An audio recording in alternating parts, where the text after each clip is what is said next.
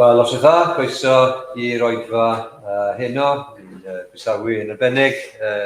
Atyn ni bach Dafydd Job, yn braf iawn cael eich cwmni chi eto, yn wedi gwerthfawrogi gwleidyddiaeth bore yma. Gobeithio bydd Duw yn bendithio chi heno, ac yn falch glywed newyddion o'r Rodri Glyn yn dod i Fangor, felly ewch cyfarchion ni nôl at yr eglwys Mangor.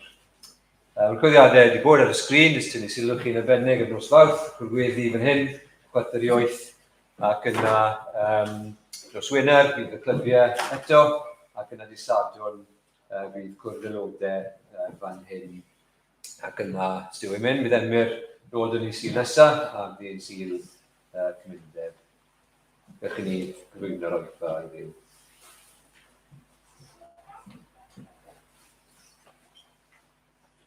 Diolch ti Arglwydd am cyfle yma nawr i ni i ddod gyda'n gilydd at ti, at dair di, ac at ti dy hunan. Ac diolch ti, a bydd ni'n clywed y bore yma. Diolch am neges o newyddion da, bod yna groeso i'r rai sydd ar y tu allan. Dy fod ti yn croesawu ni. Diolch Arglwydd. Bod ni yn bechyduriaid, a dy fod ti'n ddiw santaeth. Mi glywais gynt fod Iesu, a'i fod e felly nawr, yn derbyn publicanod y bechyduriaid mawr, ac yn gwyddio Arglwydd. Bydd pob un o'n ni sydd yma nawr, yma heno, yn ymateb i'r gwahoddiad yma. Ac yn gwyddio bydd yr oedfa yma nawr heno, bydd y denw di yn cael godi yn uchel yn y byth ni. Byddwn ni trwy'r ysbryd i cael galluogi i ddaddolig ni mewn ysbryd y gwirionedd a dod yr agwedd gywir at y ti, dod yn ostyngedig ac eto dod gyda hyder bod cyfiawnder Iesu Grist, bod ei waed yn ateb drosodd ni, bod ni'n gwisgo gan ei gyfiawnder ni'n dod felly yn enw Iesu Grist, yn gwyddio ar ei ti, yn bedithio ni, yn bedithio eglwysi eraill, yn glwyno eglwys Bangor i ti. Diolch i ti amdani nhw, diolch am y gwaith ffyddlon sydd wedi digwydd yn o dros y blynyddoedd. Diolch am y rai sydd wedi dod i gredu. Dystiolaeth yr eglwys ym Mangor, ac yn gwyddio ar ei ti bedithio nhw. A gyda gwynidogaeth Rodri nawr, yn ei ddefnyddio fi, fel bod yna genhedlaeth newydd yn codi. Yn ei newydd yn dod trwy'r drws, ac yn dod i gredu, i ymddiried ac i garu yr arglwydd Iesu Grist. Bydd gyda ni yn un modd, tri gyrhaw wrthyn ni, bydd gyda ni nawr, helpa ni, i ganolbwyntio, helpa ni i dy ddoli di fel y dyn ni, yn enw Iesu Grist. Amen.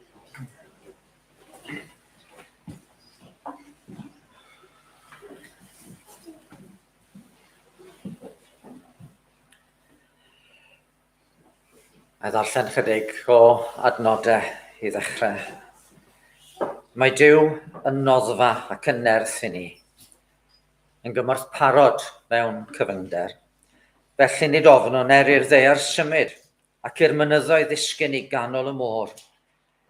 I'r dyfroedd rio a therbysgu ac i'r mynyddoedd ysgwyd gan ei hymchwyd. Mae afon a'i ffrydiau'n llawenhau dinas Duw, preswylfa sanctaidd y goruchaf. Mae Duw yn ei chanol, nid ysgog hir. Cynorthwya Duw hi a'r doriad dydd. Mae'r cenhedloedd yn terbysgu a teyrnasoedd yn gwegian, pan gwyd ef ei lais todda'r ddaear. Mae arglwydd y lluoedd gyda ni, Duw Jacob yn gair ni. Dewch i weld gweithredoedd yr arglwydd, fel y dygodd ddifrod ar y ddaear. Gwna'i ryfeloedd beidio drwy'r holl ddaear, dryllu ar bwa, tyr y weiwffon, a llosgu'r darian a thân. Ymlynyddwch, a deallwch mae my fi sydd Dduw, yn ddyrchafedig ymysg y cenhedloedd, yn ddyrchafedig ar y ddaear. Mae arglwydd y lluoedd gyda ni, Duw Jacob yn gair i ni. Yn nghanol yn byd ni o derfysg, mae'n bwysig yn bod ni'n cofio bod Duw ar ei orsedd a Duw yn arglwydd. Mae gadewch i ni ganu yr wythfed emyn yn yr atodiad cyfeithiad o emyn Saesneg, clodydd anfeidrol sydd i Iesu gwyw. Fi o'r fy rhan, fy mara bywiol yw, ynddorwyn byw ac arno rhof ymhwys, gwaredyw na, rhag distryw angau dwys.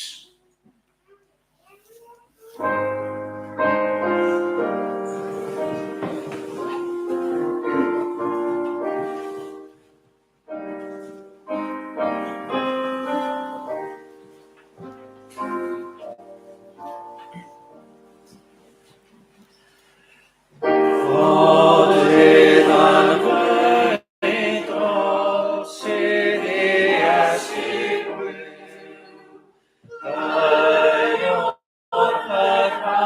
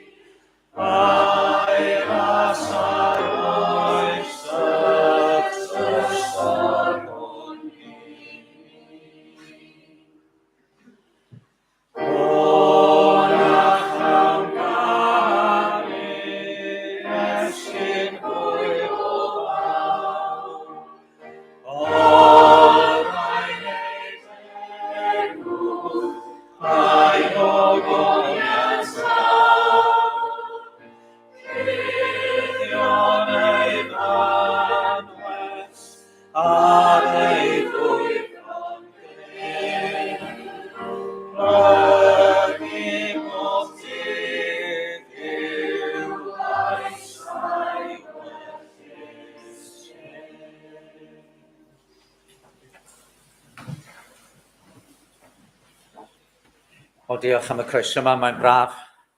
Fel o'n i'n dweud bore, mae'n braf bod yn eich plith chi, a dyn ni'n dymuno bendith Duw arno chi. Yr eglwys ym Mangor yn dymuno bendith Duw arno chi ac ar eich tystiolaeth. Dwi'n allan o un o benodau mawr y Beibl heno yma, o lythyr Paul at y Rhufeiniaid ar 8fed benod. A dwi am ddechrau darllen yn y 19fed adnod 18. Mae Paul wedi bod yn egluro'r Efengil ac yn egluro y bywyd Cristnogol, y bywyd yn yr ysbryd. Ond yw bywyd y Cristion ddim bob amser yn fel i gyd. Ac eto, mae cariad Duw yn sicr. Felly, Rhufeiniaid yr 8fed benod a'r 19fed adnod. Yr wyf fi'n cyfrif nad yw dioddefiadau'r presennol i'w cymharu â'r gogoniant sydd ar gael ei ddatguddio i ni. Yn wir, y mae'r greadigaeth yn disgwyl yn daer am i blant Duw gael ei datguddio. Oherwydd darostynwyd y greadigaeth i oferedd, nid o'i dewis ei hun, ond trwy'r hwn a'i darostyngodd. Yn y gobaith y cae'r greadigaeth hithau ei rhyddhau o gaethiwed a llygredigaeth, a'i drwy'n i ryddu gogoniant plant Duw. Oherwydd fe wyddom bod yr holl greadigaeth yn ochneidio ac mewn gwewyr drwyddi hyd heddiw. Ac nid y greadigaeth yn unig, ond na ni sydd â blaenffwyth yr ysbryd gennym. Yr ydym ni'n ochneidio yno mewn hunain wrth ddisgwyl ein mabwysiad yn blant Duw, sef rhyddhad ein corff o gaethiwed. Oherwydd yn y gobaith hwn y cawsom ein hachub. Ond nid gobaith mor gobaith sy'n gweld. Pwy sy'n gobeithio am yr hyn y mae'n ei weld? Yr hyn nad ydym yn ei weld yw gwrthrych gobaith, ac felly rydym yn dal i aros amdano mewn amynedd. Yn yr un modd y mae'r ysbryd yn ein cynorthwyo yn ein gwendid, oherwydd niwyddom ni sut y dylemweddio, ond y mae'r ysbryd ei hun yn ymbil trosom ac ocheneidio tu hwnt i eiriau. Ac y mae Duw sy'n chwilio calonnau dynol yn deall bwriad yr ysbryd. Mae ymbil y mae tros y saint yn ôl ewyllus Duw. Gwyddom fod Duw ym mhob peth yn gweithio daioni gyda'r rhai sy'n ei garu, y rhai sydd wedi galw yn ôl ei fwriad.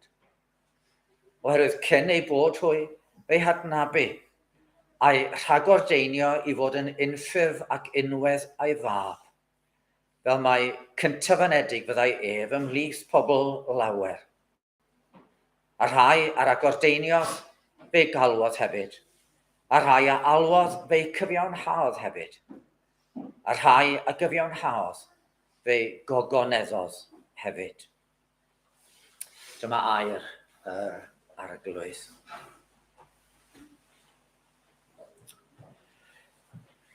Y flwyddyn oedd 1918. Mi oedd rhyfel mawr wedi bod, wedi rhwygo'r byd i gyd.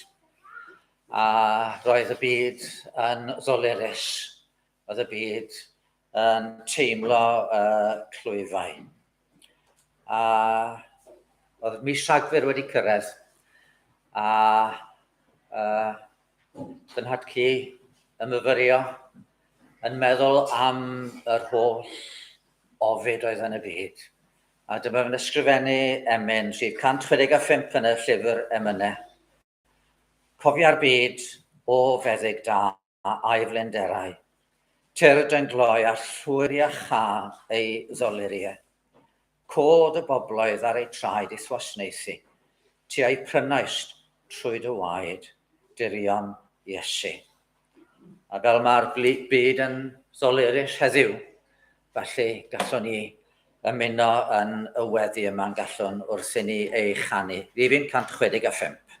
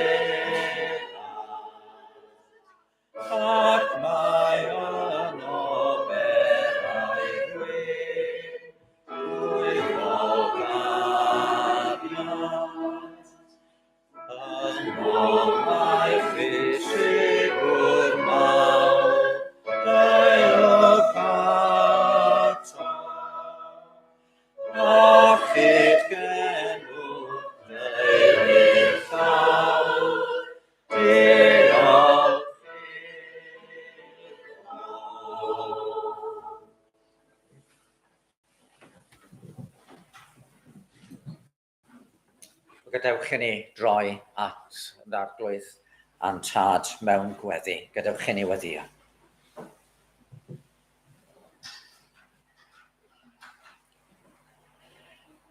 O Dduw ein tad a thad ein harglwydd Iesu Grist. I ni yn ymwybodol wrth droi at ati heno yn bod ni'n troi o fyd sydd yn ddolurus, o fyd sydd yn dioddau mewn cymaint o wahanol ffyrdd. Dioddau oherwydd trychineb naturiol, a dioddef o Dduw'n tad oherwydd camwru dynion, oherwydd pechod pobl a gwrthryfel pobl yn erbyn dy gyfraith dda di. A da ni o Dduw yn ceisio codi'n golwg oddi wrth y byd cythryblus at yr orsedd ddi-sigl sydd yn y nefoedd. Ac gyda ti sydd a fwriad yn gadarn o'r dechrau. Oherwydd rwy ti o Dduw yn Dduw tragwyddol. Ti yw'r alffa a'r omega. Ac yn y dechreuad o Dduw'n tad, wrth i ti greu'r byd, roedd ti eisoes wedi cynllunio y cyfan. A gwybod bod y drefn i gyd rywsut yn mynd i ddwyn gogoniant rhyfeddol i dy enw di. Does neb yn heiddi clod fel y gyrwy ti'n heiddi clod. Does neb yn deilwng o goniant fel y gyrwy ti yn deilwng. Oherwydd rwy ti yn ogoneddus yn dy berson, yn dad, mab ac ysbryd glân. Yn brydferth mewn sancteiddrwydd. Yn ogoneddus, yn holl alluog, yn holl bresennol. Ond o arglwydd, rhaid i ni gyfaddau heno, mae'r hyn sydd efallai yn fwyaf gwerthfawr i ni, yw dy fod ti hefyd yn oleuni pur ac yn ddiw sydd yn caru i'r eithaf. Ac o ddiw i ni'n cofio eto, wrth feddwl am ddioddefaint y byd, nad wyt ti ddim yn ddiystyr o'r dioddefaint. Am i ti yn dy drigaredd ddanfon dy fab i'r byd, a bod gennym ni archoffeiriad sydd yn gallu cydymdeimlo a'n gwendid, am i fod yn traiwadu amgylchu a gwendid, ac yn gwybod am ddioddau. Ac eto, dyn ni'n edrych at yr arglwydd Iesu Grist, ac yn eilio'r gan clodydd anfeidro sydd i Iesu gwyw. Pwy fel yn harglwydd ni sydd yn heiddi ei ganmol gennym ni am iddo fo ddod nid ei fwyn ei hunan, ond yn mwyn ni. Mae gennym ni gan all yr angylion hyd yn oed ei chanu, oherwydd gweision yw'r angylion ac eto trwy'r arglwydd Iesu Grist a'i aberth, rydym ni wedi cael dod yn blant i ti. Dyn ni'n canmol dy enw, Dduw Tad, am i ti'n caru ni, am i ti feddwl amdano, am i ti ddanfon dy fab i'r byd i fyw ac i farw yn ein lle, ac am i ti ei atgyfodi y trydydd dydd yn goncwero'r angen. I nid y ganmol di o Dduw Tad, am dy fod ti wedi ddyrchafu uwchlaw pob gorsedd, i eistedd ar dy ddeheilawr lle mae'n eiriol troson. Ac o, ni'n ddiolchgar o Dduw. Mae nid mynd a gadael y byd yn ei dywyllwch wnaeth yr arglwydd, ond fe ofynodd i ti ac beth anfonais ti'r ysbryd glân i weithio yn ein plith ni. A'n dymuniad ni heno, Dduw Tad, ydy y byddai'r ysbryd yn gweithio yn ein calonau ni ac yn ein byd ni. Ni o Dduw Tad weithio yn gallu meddwl ni hreisus am ddyddiau o ddiwygiad. Heb sylweddoli pe byddai diwygiad yn dod o Dduw Tad, byddai'n byd ni'n cael ei aflonyddu mewn ffordd rhyfeddol. Ac dyna'n dymuniad ni. Ni'n dymuno dy fod ti'n ymweld a'n gwlad eto, mewn trigaredd, trwy dy ysbryd glân. A bod ni yn profi'r ysbryd yn symud ymhlith dy bobl di yn gyntaf, yn ymplith ni fel dy eglwys i'n tanio ni, i'n dwy ni i edifeirwch am yn diffyg ymroddiad, i'n dwy ni i edifeirwch y Dduw Tad am yn bod ni mor llugoer yn ein ffydd. Ond hefyd, i'n gosod ni ar dan i ddweud wrth eraill am y cariad mwyaf mawr welwyd erioed. Ac wrth i'r ysbryd symud yno ni o Dduw Tad, da ni'n gweddio bydde fe'n symud hefyd ymhlith pobl yn gwlad ni. Ac bydde pobl yn dechrau dod â holi rheswm am y gobaith sydd yno. Felly o arglwydd, da ni'n apelio a wneud i symud y dyddiau yma trwy dy drigaredd ac estyn dy fraich allan mewn nerth yn y dyddiau ni. Ni'n gweddio ar i ti godi cenhedlaeth o rai sy'n mynd i fedru cyhoeddi dy air di yn glir. Ni'n gweddio Dduw Tad ar ei ti roi mi na dystiolaeth pob un o dy blant, fel yn bod ni'n disgleirio mewn oes dywyll. Ac ie, ni ddim yn anwybyddu'r gofidiau sydd yn y byd. Ac ni yn cyflwyno ti yr holl rai sy'n dioddau, ac ni'n gweddio Dduw Tad am y sefyllfa yn Syria, Thwrci ar hyn o bryd. Gan ddymuno Dduw Tad y bod ti'n rhoi doethineb i arweinwyr y gwledydd, i estyn trigaredd a rhoi cymorth i'r rhai sydd yn ceisio cynllunio i ddwyn cymorth i'r rhai sydd wedi dioddef. Ar un modd gyda'r rhyfel yn Wcrain o Dduw Tad, yn gweddio ar ei ti ddarostwm balchder arweinwyr y gwledydd, ac ar ei ti ddwyn heddwch i'r wlad honno, ac ar ei ti atal y rhyfel sydd yno. Ac arglwydd, mae'n anghenion eraill efallai sydd yn pwysau'r yn calonau ni. Bynnag yn ein troi yn y byd, mae yna anghenion mawr, ac eto'n gweddi arbennig ni yw ar ei tifendisiad eglwys yn Wcrain, yn Syria ac yn Hwrci, a gwledydd eraill ar draws y byd, ar ei tifendisiad eglwys mewn modd y bydd hi'n cael bod yr hyn y ddylech i fod, yn ddinas wedi gosod ar fryn a ellir ei chuddio, ac y byddai pobl yn cael gweld dy oleuni di yn disgleirio trwy dy eglwys. Cofio'r gair wrth oedd y gael ei bregethu heno ar hyd a lled yn gwlad o ddewn tad. A cofia ni yma, gad i'r gair yma fod i ni yn gymorth, yn fendus, yn galondyd ac yn anogaeth. Oherwydd ni'n gweddio y cyfan, ynghyd â maddeuant am bob bai, trwy Iesu Grist, ein harglwydd a'n gwaredwr. Derbyn ein diolch felly, a maddau'n beie mwyn ei enw. Amen.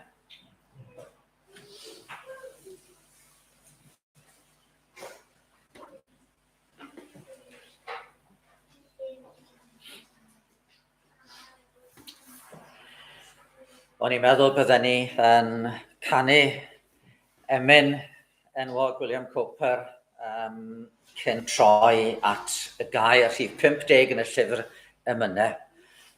Trwy ddirgel ffyrdd mae'r ucheliwr yn drwy'n ei waith i ben. William Cowper, fel gwyddoch chi, yn dioddau o iselder mawr a beth yn cael cyfnodau tywyll difrifol, ddim yn deall beth oedd Duw yn ei wneud. Ac eto'n ysgrifennu'r emyn yma, trwy ddirgel ffyrdd mae'r ucheliwr yn drwy'n ei waith i ben, ei lwybrau ef sydd yn y môr, marchoga wynt yn nen. Un pennill falle bydde yn siarad fewn i sefyllfa rhai sydd ddim yn deall beth sy'n digwydd yn y byd. Na farn a ddew a threswm noeth, credu a ddewid rad. Ty cefn ei len rhagluniaeth noeth, mae'n cuddio wyneb tad. Rhif 50 yn y llyfr emynau.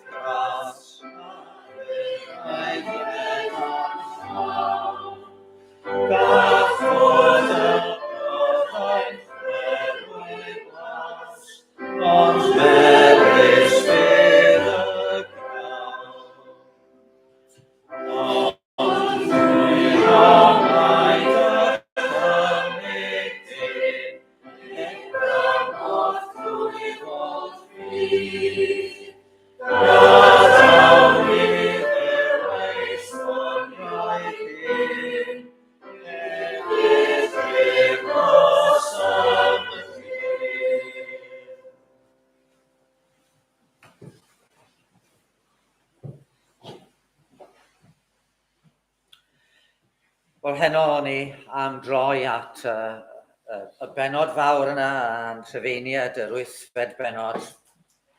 A gefalle meddwl yn arbennig am y ddeunawd adnod byddwn ni'n meddwl am adran o'r benod mewn gwirionedd. Yr wyf fi'n cyfrif nad yw dioddefiadau presennol yw cymharu a'r gogoniant sydd ar gael ei ddatgyddio i ni. Rwyf fi'n cyfrif nad yw dioddefiadau presennol yw cymharu a'r gogoniant sydd ar gael ei ddatgyddio i ni. Dros yr wythnosau diwethaf, pwy ohono ni fedr beidio fod wedi gofidio wrth i ni weld lluniau ar y teledu o'r hyn sydd wedi digwydd yn Syria a Thwrci. Mae'r llanast yno yn anodd ei amgyffred. A da ni'n gwybod bod y cyfan wedi cael ei wneud yn waith, nid jyst bod na ddaeargryn wedi bod, ond wrth gwrs eisoes roedd yn arbennig rhannu o Syria wedi bod mewn rhyfel ers sawl blwyddyn. Llywodraeth Syria gyda chefnogaeth Rwsia ac Iran yn ymosod yn erbyn gwrthryfelwyr a rheini yn cael cefnogaeth rhai o wledydd gorllewin felly yr Unol Daleithiau a Saudi Arabia. A wedyn wrth gwrs yng nghanol y cyfan y Cwrdiaid sydd yn rai sydd wedi bod yn cael i gorthrymu ers amser a ddim yn cael ei gwlad i hynny ar weithau'n brwydro i ennill i tir i hynny. Ac yng nghanol y dioddefaint hyn i gyd, wrth gwrs, mae ganddo ni hefyd y rhyfel yn Wcrain yn parhau blwyddyn ers i'r rhyfel ddechrau. Yr arlywydd Zelensky yn gofyn am fwy o arfec yn wir, yn gofyn am awyrennau mwyn fedru gwneud rhywbeth positif i symud yr amddiffyn mae'n gwneud i'w wlad, i symud yr amddiffyn fa yna ymlaen ac wedyn sôn am Rwsia. Efallai mynd i gael arfau gan China bydd yn golygu bod nhw'n gallu gwneud rhywbeth newydd, bod nhw'n gallu gwneud rhywbeth yn wahanol. Ac un cwestiwn gallai'r pobl fod yn ei holi yn nghanol y llanast yma, heb sôn am beth eraill sydd yn digwydd yn y byd, a falle rhai pethau sydd yn digwydd yn bywydau ni. Falle rwy'n holi, wel, ble mae Duw? Be mae Duw yn ei wneud? O'n i'n darllen ar y dechrau adnod oedd yn dweud bod Duw yn gwneud y rhyfeloedd beidio. A dyw rhyfeloedd ddim yn peidio, mae rhyfeloedd yn parhau. A rhai newydd yn dechrau. A nid digon hawdd i ni fod yn entai gyfforddus, yn eistedd yn ôl yn dawel ac yn trafod syniadau ar uchel.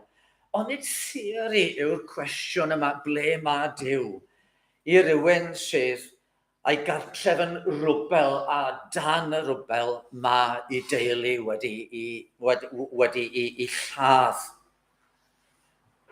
Oes na unrhyw synwyr yn y byd yma? Oes na unrhyw synwyr yn gallu dod o'r sefyllfa yma lle mae cymaint o ddioddau? Be mae Duw yn ei wneud? Mae'n gwestiwn pwysfawr yn dyw. Ac ateb llawer wrth gwrs yw, wel, does bosib bod Duw yn bod. Gwrandewch y geiriau hyn gan C.S. Lewis o'i lyfr The Problem of Pain. Not many years ago, when I was an atheist, if anyone had asked me, why do you not believe in God? My reply would have been, look at the universe we live in. History is largely a record of crime, war, disease, and terror.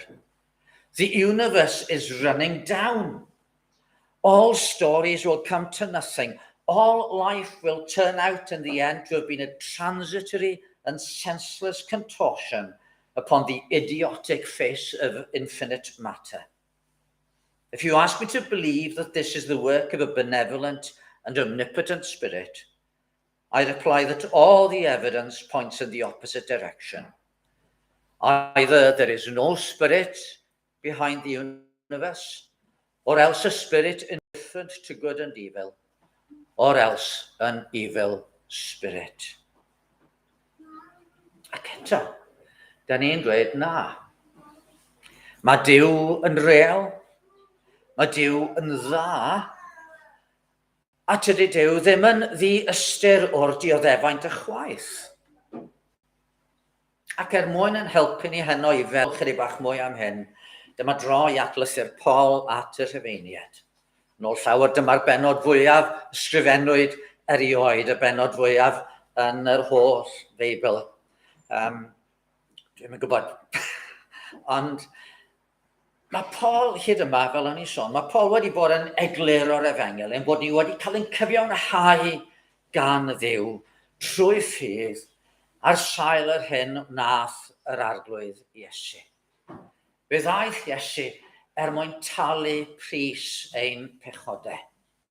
Fe ddaeth mwyn talu'r ddyled enfawr yna, a mae'n beia ni wedi i rhedeg i fyny yn erbyn cyfiawnder. A trwy gredyn yr arglwydd, mae heddwch yn dod rhyngddo ni a Duw. Dyn ni wedi cael ei cyfiawnhau trwy ffydd. Ac wedyn ar ôl sôn am yr iachawdwriaeth, mae'n mynd ymlaen i sôn am fywyd yn yr ysbryd. Bod yr ysbryd glân yn byw ynddo ni, a'i fod e'n newid ni. A bod ni wrth fyw yn yr ysbryd yn dod i fedru cyflawni yr hyn mae Duw yn dymuno i ni ei wneud. Ond, wrth gwrs, dyw bywyd y Cristion ddim yn fel i gyd. Ddim mwy na gyda unrhyw un sydd yn y byd yma. Ac i gael rhyw fath o bersbectif ar hyn, dyma'r apostol yn ysgrifennu'r geiriau ni'n edrych arno fe heno yma. Geiriau lle mae'n gallu sôn am ddioddau o brofiad. Ni oedd yn gwybod dipyn am ddioddefaint. Newn ni feddwl mwy am hynny yn y munud. Eto mae'n gallu dweud, rwyf fi'n cyfrif nad yw dioddefiadau'r presennol, yw cymharu a'r gogoniant sydd ar gael ei ddatgyddio i ni. Felly, be mae'r apostol yn ei ddweud wrthyn ni fan hyn? Wel, un o'r pethau mae'n ddweud yw fod yna orchenaid yn y greadigaeth. Mae Paul yn real yn ei olwg ar y byd. Mae'n gwybod fod yna bethau'n digwydd a gallwn ni ddim i galw nhw'n bethau da. Byddwn ni weld yn ddo fe ei hunan. Mae'n gallu sôn am gystydd mewn sawl lle. Mae'n wir bod e'n dweud byr ysgam gystydd mewn un lle, ac eto, oedd e'n gystydd go iawn. Roedd yn ei ddioddau. Oedd yn gweld yn ei gyd Gristnogion. Yn bellach ymlaen yn y benod yma, mae'n dweud hyn yn wir yw ein rhan fel yn ysgrifenedig, dy fwy'n dydd yn rhoddir ei farwolaeth drwy'r dydd, mae'n cyfrifir fel defaid i'w lladd. Ond mae hefyd yn gweld yr orchenaid yma yn y greadigaeth. Fywyddam, medde fe, yn adnod 22, fywyddam fod yr holl greadigaeth yn ochneidio ac mewn gwewyr drwyddi hyd heddiw. Mae yna fwy nag un math o ochenaid yn does. Mae yna ochenaid yr ryddhad. Pa mae trafferth wedi mynd heibio cyn ni'n dod mas o ochr arall. Ond nid dyna'r ochenaid sydd fan yma. Yr ochenaid yma yw ochenaid sydd yn dweud mae rhywbeth mawr o'i le. A rhywbeth sydd ddim yn iawn yn y sefyllfa. A mi oedd Paul yn gwybod fod yna rhywbeth o'i le yn y byd.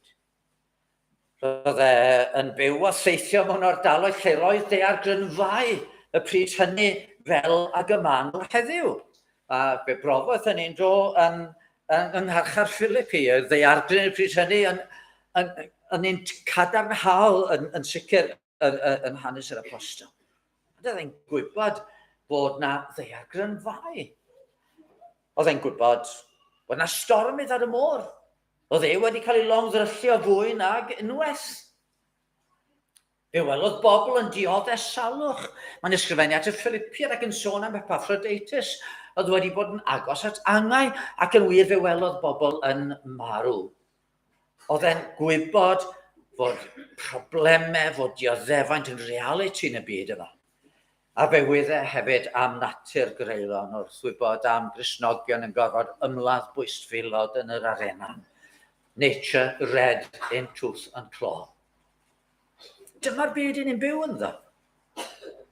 Felly mae'n siŵr mae'r peth cyntaf ni i ddweud, neu i wneud yn wyneb y dioddefaint yma, yw bod rhaid ni ystyried y bobl sy'n dioddau gyda chydymdeimlad. Rhaid i ni beidio bod yn ddiystyr o'r bobl yma sydd mewn llefydd o angen.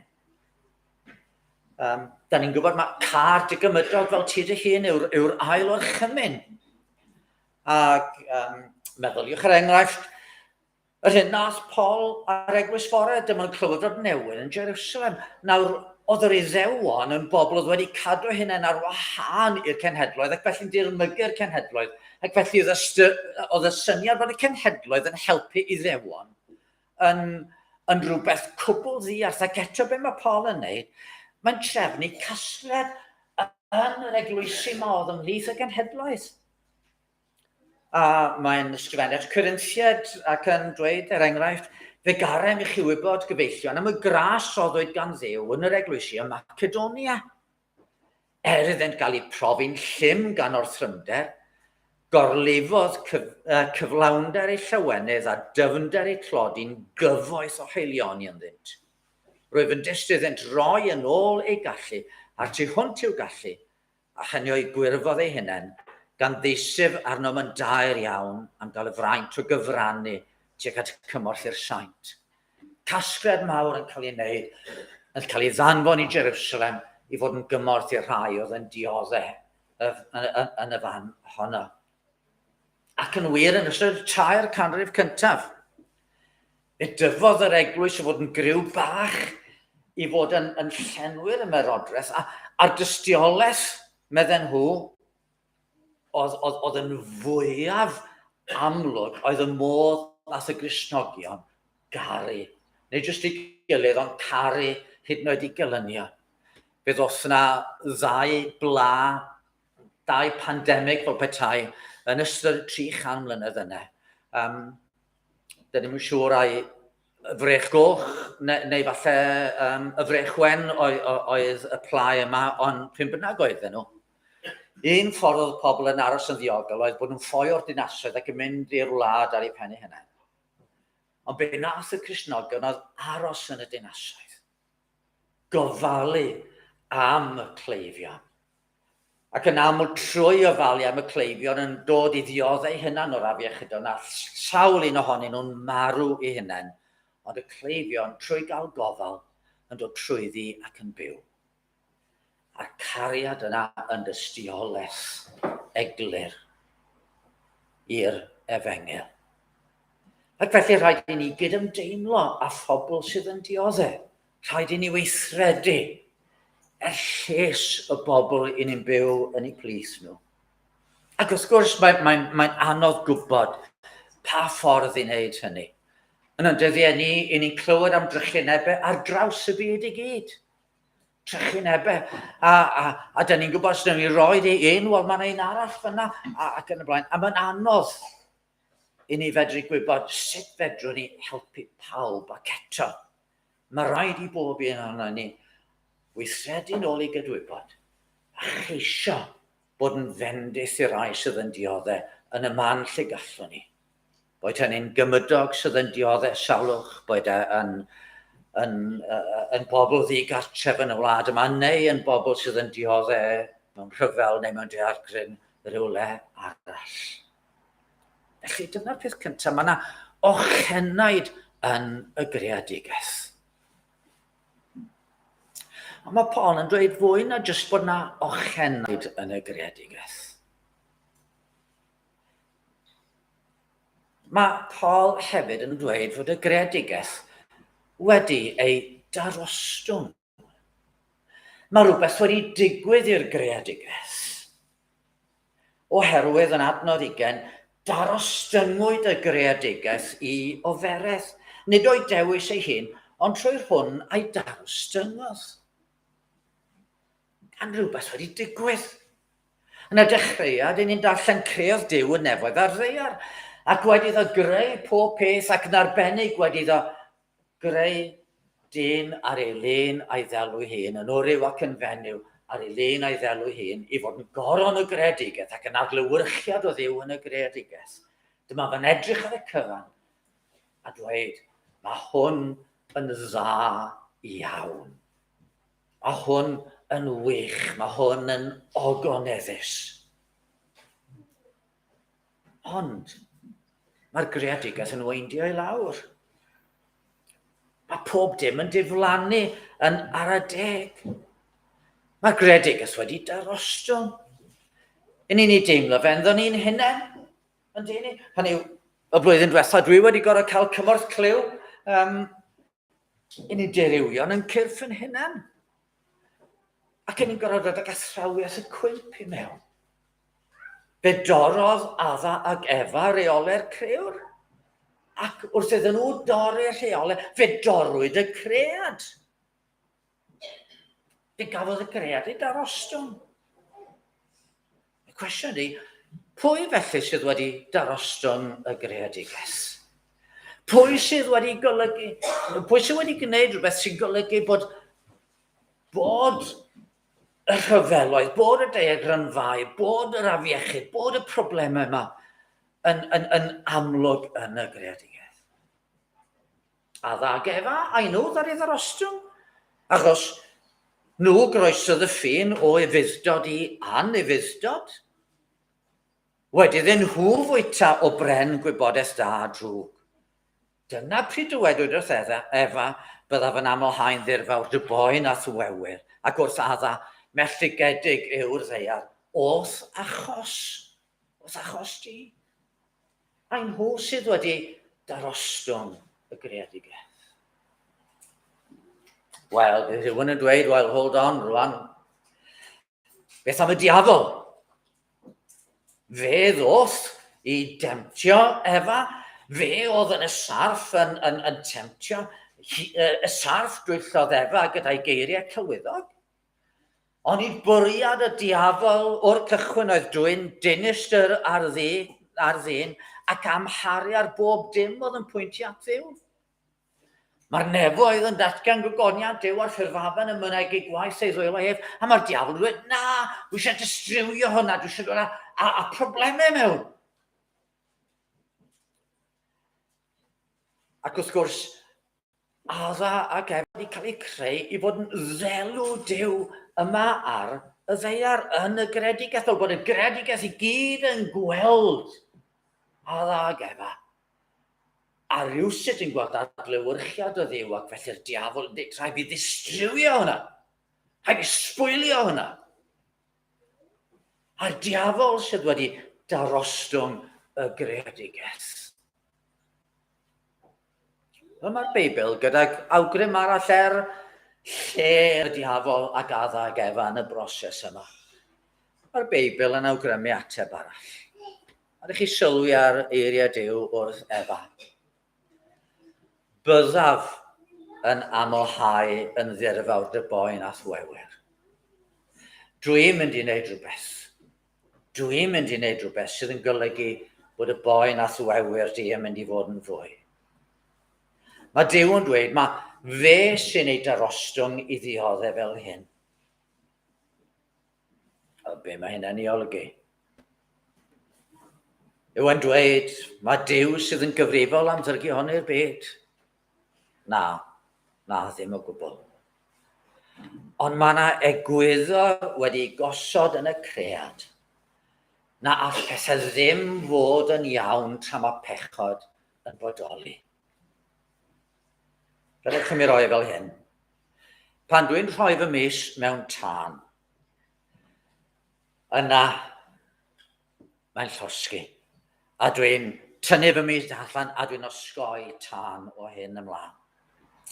Dyna un o'r pethau oedd yn boen I bobl oedd yn dioddio'r gwahanglwydd.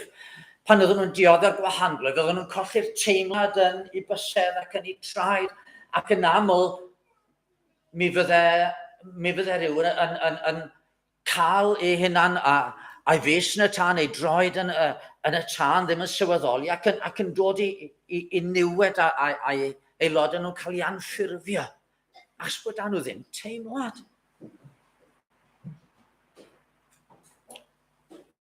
Os ydw i'n cael poen difrifol, mae'n dweud wrthai bod rhywbeth ddim yn iawn.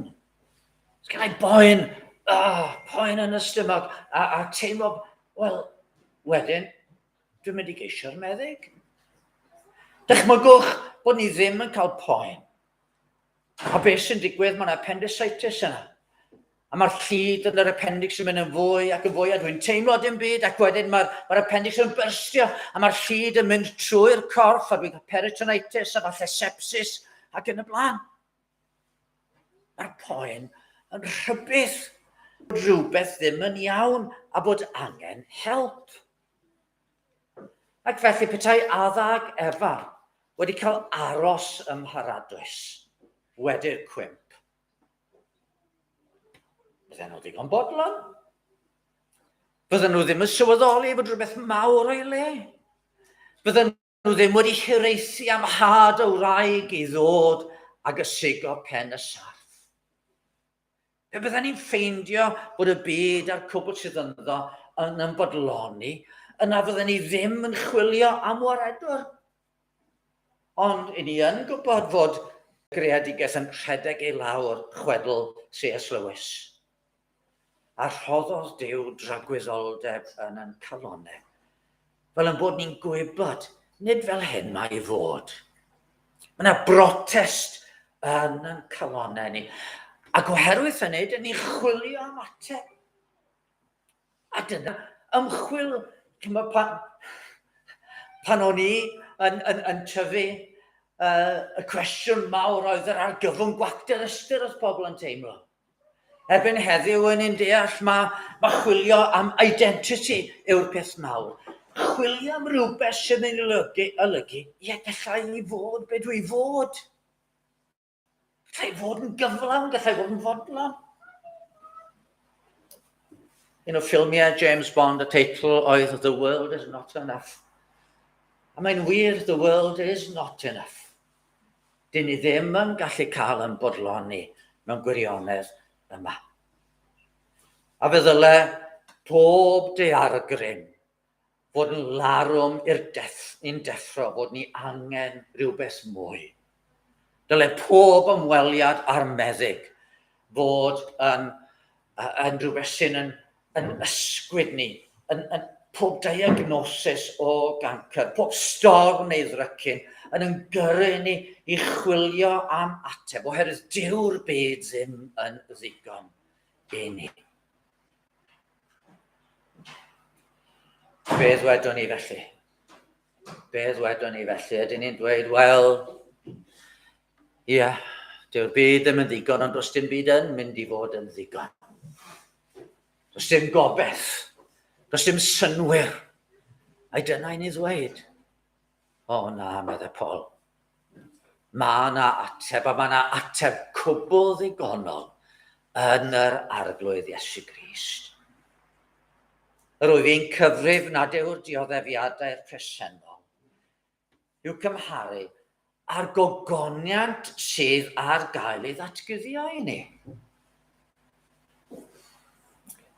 Nweth eto, C.S. Lewis rwy'n dyfynnu lot o'n fe heno, ond beth wedodd rhywbeth tebyg I hyn, os ydyn ni'n ffeindio bod na hiraeth yn ein calonnau, na all gael ei fodloni yn y byd hwnna, yna mae'n debyg yn bod ni wedi cael ein creu ar gyfer byd arall, ar gyfer byd gwahanol.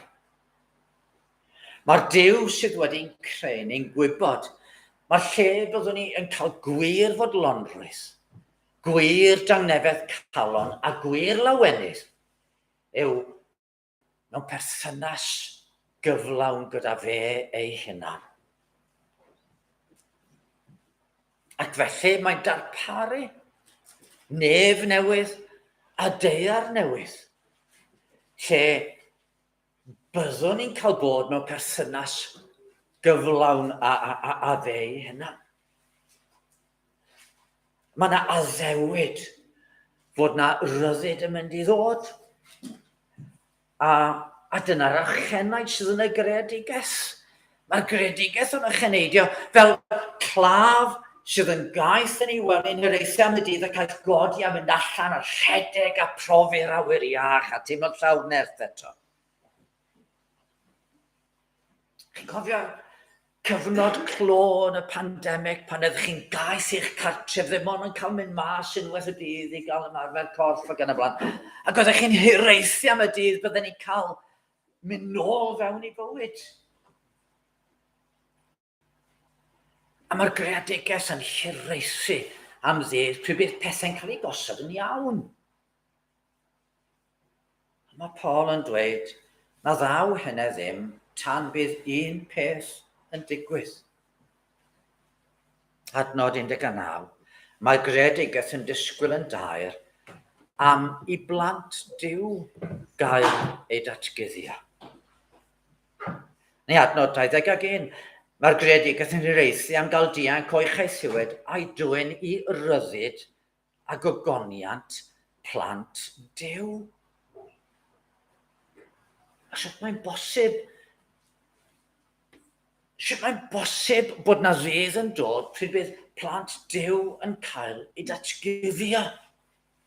Datguddio mewn gogoniant. I ddweud y gwir, mae'n dweud yn adnod 23, yr ydym ni'n ocheneidio yn ymwneud hynny wrth ddisgwyl ein mabwysiad yn blant Duw. Sef rhyddhad ein corff o gaethiwed oherwydd yn y gobaith hwn y cawsom ein hachub. Be mae'n sôn amdano fe? Be mae'n sôn amdano fe yw i fod wedi danfon ei fab i'r byd. I brofi, mwy na phrofi dioddefaint, ond i gymeryd ein dioddefaint ar ei gefn ei hunan, ar y groes.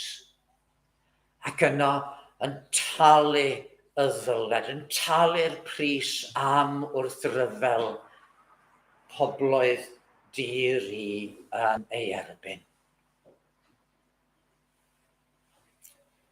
A mae wedi ordeinio a bydd pawb sy'n ymddiried yn yr arglwydd Iesu Grist, fel o'n i'n sôn bore yma am Ebed Melech, bydd pawb sy'n ymddiried yn y gwaredwr, yn credu yn y gwaredwr, nid jyst yn y pen, ond yn ymddiried, yn trystio yr arglwydd, bod yr arglwydd yn delio gyda'n drygioni a gwneud popeth yn iawn rhyngddo ni a Duw.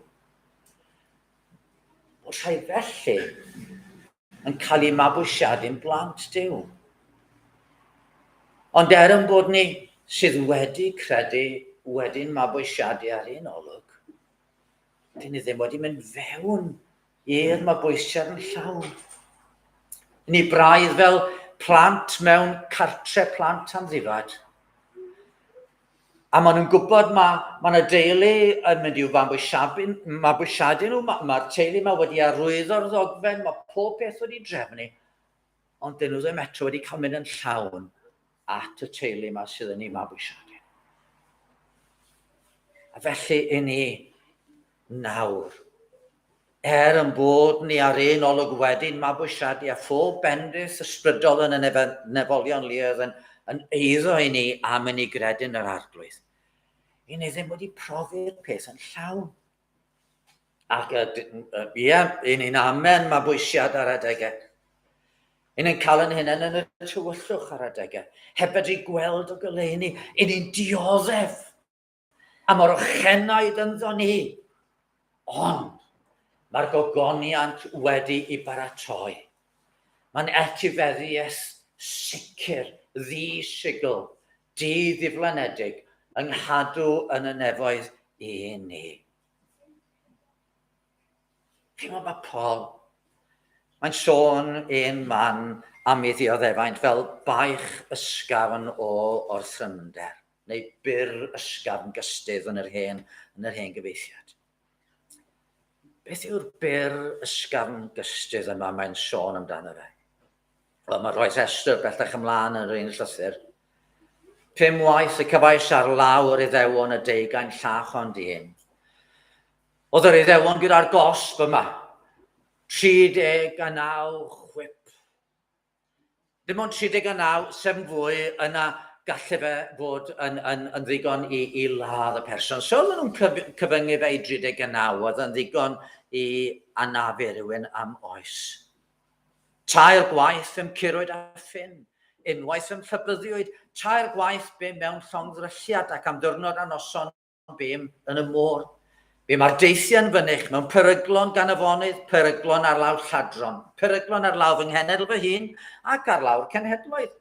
Peryglon yn y dref ac yn yr anialwch ac ar y môr a peryglon ymlith gau credinwyr.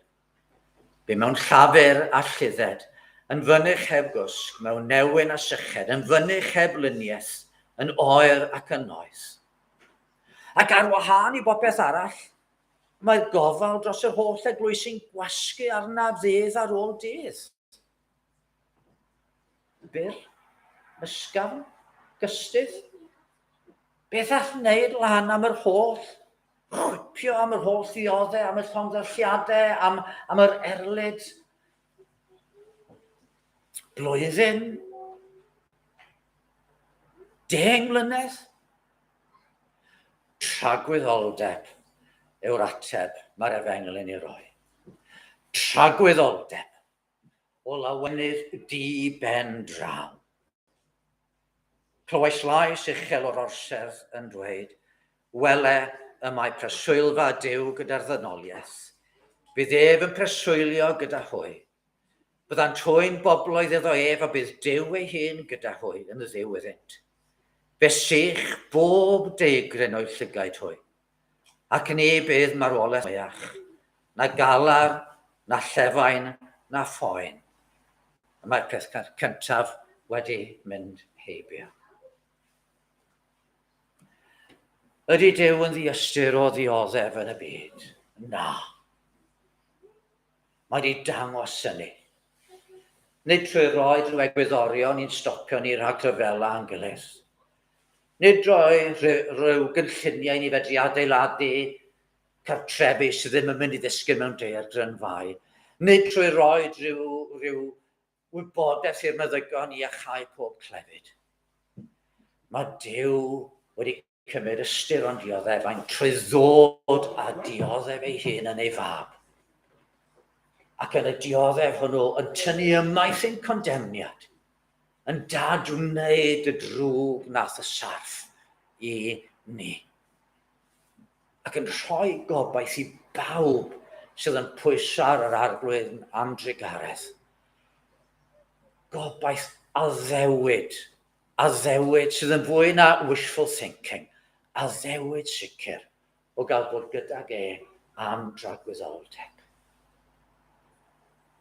Felly i gloi, gai holi chydig o gwestiynau.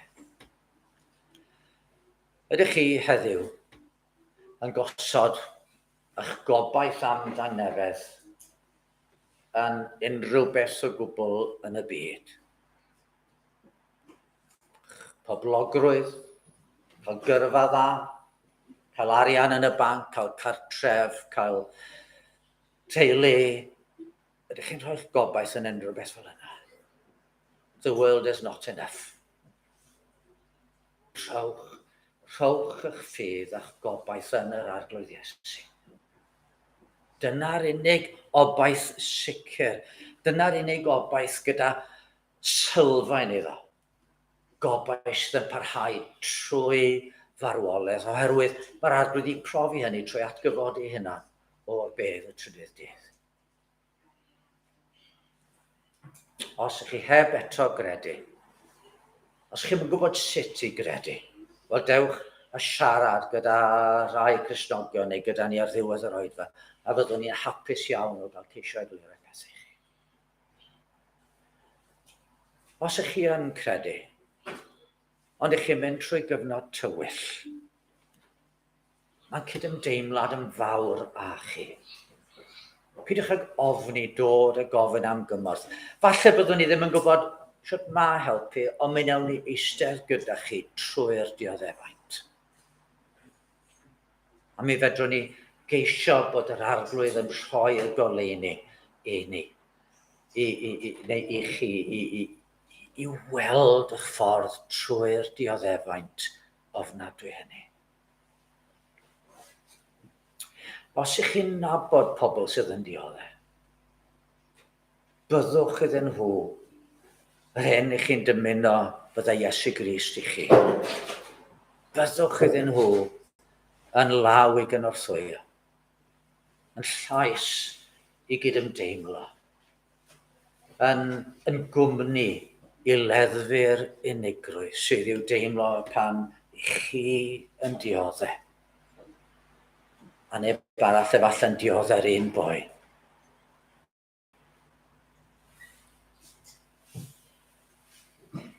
A pwy bynnag ydych chi, gyfeilwch yn yr addewid yma. Mae Duw wedi rhoi. Gadwch i'r ochenaid yn y greadigaeth eich gyrru chi i lawenhau yn y gobaith sicr yma. Ryw ddydd, bydd rhywbeth yn gwneud lan am bob unigrwydd, am bob dioddau, am bob gwendid, am bob dim sydd wedi digwydd. Mae yna adnod yn y darlleniad. Mae'n cael ei dyfynnu'n aml yng nghyd-destun dioddefaint. Gwyddom fod Duw mhob peth yn cydweithio ar daioni gyda rhai neu rhai sy'n ei garu. Rhai sydd wedi galw yn ôl i fwriad. Mae'r adnod yna'n gallu cael ei defnyddio yn glib iawn ar adegau, yn ysgafn iawn a jyst i thaflu mas. Ond mae'n daioni. A'r gobaith mwyaf sydd gynno ni ydy ryw ddydd cael nhw weld yn harglwydd. Nes i gyfeirio'n sydyn bore yma at gyfaill o weinidog a oedd e'n dweud bod e ddim yn siŵr bydd yn credu go iawn bod popeth wedi cael ei faddau nes bydd e'n sefyll o flaen y gwaredwr ryw ddydd. Ac oedd e'n dychmygu sefyll o flaen y gwaredwr. Ag o'r olygyd yn rhagwyddoldeb a gweld yr arglwydd. A peth cyntaf fydde syrthio wrth i draed i addoli. Wedyn cyn bo hir, mi fydde'r gwaredwr yn estyn i law ac yn ei godi efo ni. A fydde'n dweud, oedd e'n anodd ar adegau. Ia, dwi'n gwybod medde'r gwaredwr. O'n i yna. O'r adeg yna pan fuon ni trwy alar dwys. Ia, dwi'n gwybod medde'r gwaredwr. O'n i yna.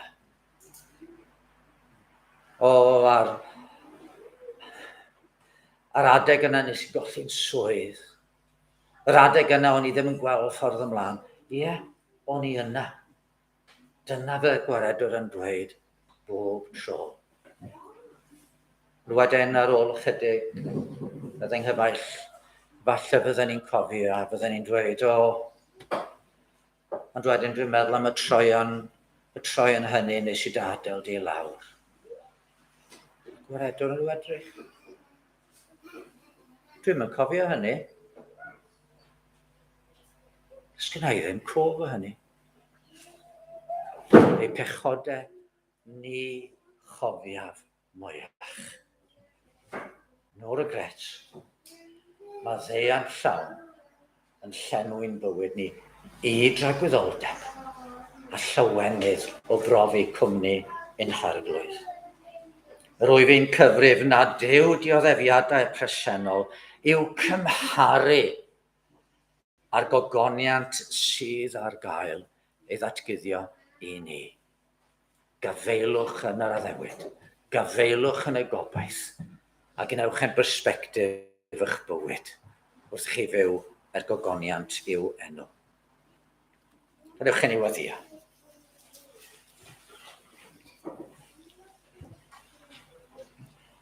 O Dduw ein tad, mae dy gariad i mor rhyfeddol. Mae mor bellgyrhaeddol. Mae mor chwyldroadol. Dy fod ti yn dy ras wedi addo etifeddiaeth di-halogedig, di-ddiflanedig. A'i chadw hi yn y nefoedd i ni sydd trwy ffydd wedi ymddiried yn yr arglwydd a'r gwaredwr. I ni cyfadde bod yn ffydd ni'n aml yn wan, yn golwg ni yn fyr. I ni'n gallu cwyno yn arbennig wrth i bethau beidio gweithio mas fel yn eisiau yn y weithio ac wrth i ni ddioddau. Maddau ni o ddewn tad, ond helpa ni i bwysad y drigaredd, i gofio dy ddaioni, i fod yn bobl llawn gobaith oherwydd yr hyn nath Iesu ar y groes troson ni. Ac o arglwydd, ni'n gweddio bydd hyn yn disgleirio yn y byd presennol, bydd pobl yn dechrau holi ni am y gobaith sydd yno. A hynny yn rhoi cyfle i ni eglur iddyn nhw bod da ni feistr bendigedig, bod da ni arglwydd rhyfeddol, bod ganddo ni waredwr sydd yn gallu bod yn waredwr iddyn chweithau hefyd. Rhyw yn gweddi trwy Iesu Grist. Amen. Mi ganwn ni emyn gyda'n gilydd 660 ac 1 yw rhif yr emyn. Caersalem, dinas hedd o nabawn yno, o hyd cawnweled gwedd a llewyr chwyneb Duw. Mae weithiau'n dywyll arna i lawr, yn awr, fy hael nid a byth yno i lawr. A'r yn y trydydd pennill yn ni'n gweld penllan o'r gobaith, cafweld fan wylid cu pan elwyf draw i dre. Yr hwn o'i gariad fi yn dioddau yn fy lle. Cafweld yr Iesu, digon yw, mae'r oen a laddwyd yno'n fyw.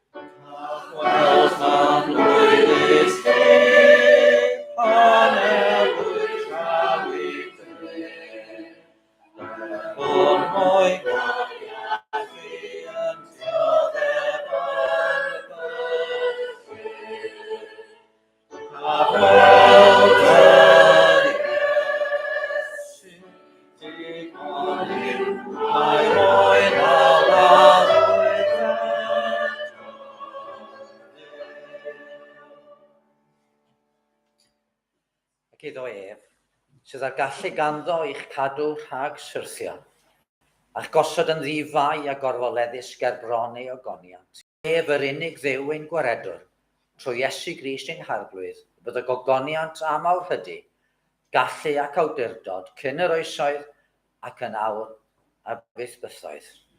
Amen.